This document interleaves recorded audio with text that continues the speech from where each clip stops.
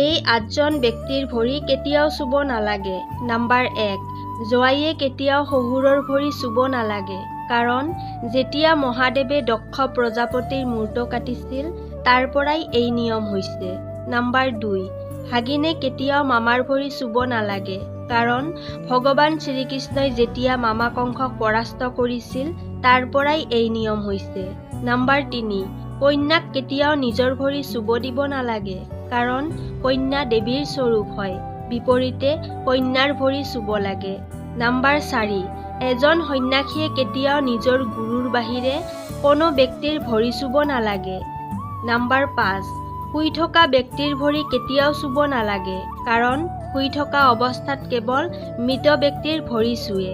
number 6, ভগৱানৰ মন্দিৰত ভগৱানৰ আগতে পূজাৰীৰ ভৰি চুব নালাগে, কাৰণ আপুনি এনেকুৱা কৰিলে পূজাৰী নাই